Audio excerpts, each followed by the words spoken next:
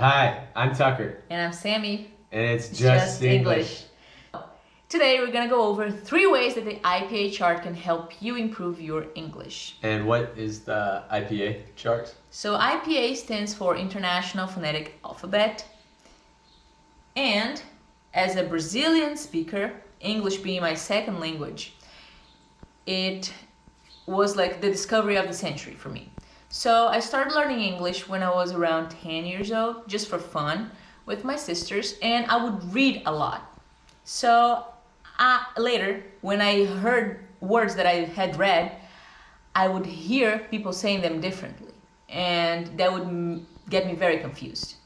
So later on, when I found out about the IPA chart, that's where the dam broke. So the IPA chart will help you understand all the sounds of the English language. And why is that? Because we have 26 letters in English and 44 different sounds. For instance, the letter A has 5 different sounds. And 2 of them I'm sure you already know. They're very common words. Father, ah, and apple, ah. Yeah, and a few others too, just to make you more confused. Yeah. But as you grow older, speaking your mother tongue, you're gonna grow deaf in a way to different sounds.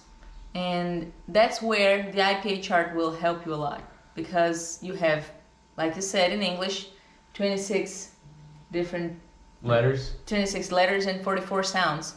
And we, as non-native speakers, we get deaf to some of those sounds if we are not paying attention. So that brings us to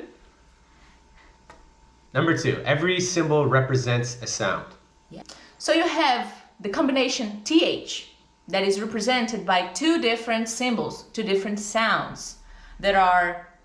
So listen to the word there and the word thick. See? There and thick. Yeah, you have th and you have th. So these sounds can cause a lot of confusion. If you are just starting, or maybe if you just have never paid attention to it, they have very different sounds that people sometimes don't practice, so they will mispronounce.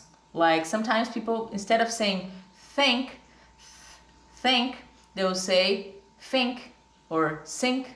And that also happens when Americans, like with little Americans, right? Yeah, it's very common for toddlers and young kids, 4 or 5 years old, to mispronounce. The TH is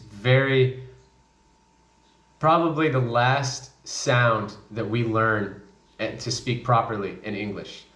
You'll never hear a 3-year-old, pronounce the TH correctly in America. Well, yeah. Was that your case? Yeah, it took me, I actually had to go to speech therapy when I was really little. Traumatic. Yeah.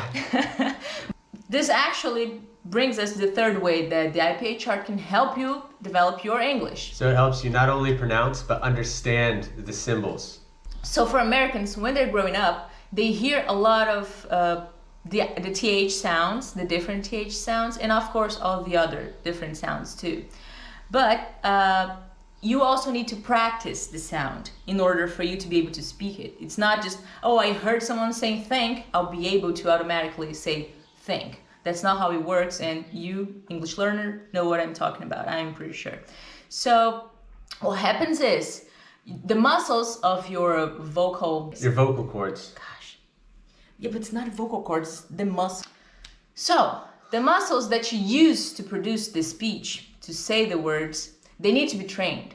And what happened to us, to me specifically, when learning English, I understood that I had to, what is the word? Like, to practice first different sounds, like doing those speech exercises. Yeah.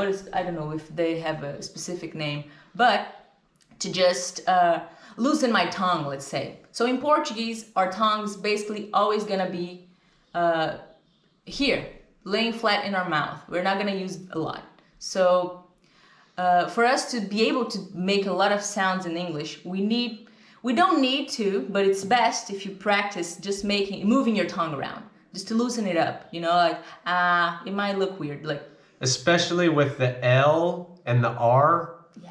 because of the way that where you're putting your tongue in your mouth is very unnatural for all of the students that I've had who speak everything from Turkish to Chinese to Portuguese. This is one of the most commonly mispronounced words because they do not use the R in these languages in the same way that we do in English. Yeah, it's just positioned different. Our tongue is positioned differently in our mouths when we are pronouncing the R or the L sounds. So those are the 3 ways that the IPA chart can help you, and it helped me a lot in your language learning journey. And when you first look at the IPA chart, it's going to be confusing. I'm sure that you're seeing these symbols on the screen and thinking it looks like hieroglyphics. But if you can associate the symbol and learn each one with the sound, it'll help you a lot, because I work on pronunciation probably more than anything with my students, because if you're speaking a language, the most important part is to be understood, not to increase your vocabulary to where you have 40,000 word, you have the whole dictionary in your head. You need to be able to pronounce these words so that you can communicate clearly with the people you want to talk to. Yeah, and keep it in mind that even though that's the point of this video, we're talking about the IPA chart and improving your pronunciation. I know my pronunciation is not perfect. Just keep pursuing improvement. I was gonna say perfection, but Yeah. Keep pursuing improvement, getting better, but don't get caught up in like, oh, I need to sound like a native. Yeah, that's probably the least important thing. You want to sound natural, you want to be understood, but sounding like a native is not only an unrealistic goal, but the accent is cool, I like her accent. Yeah, it's part of who you are, of your history, of your identity, let's say like that. But also, if you want to sound like a native, go for it. Just, don't go crazy. You're going to need to be practicing a lot. Yeah. So in the link above is a video about the pronunciation of the different consonants that we're going to go over. So if you guys stick around, and vowels as well, not just consonants, vowels as well. So we hope you guys enjoyed this video, and let us know if the IPA chart has or is helping you in your English language journey. Yeah. That's it for today, and remember, it's just English.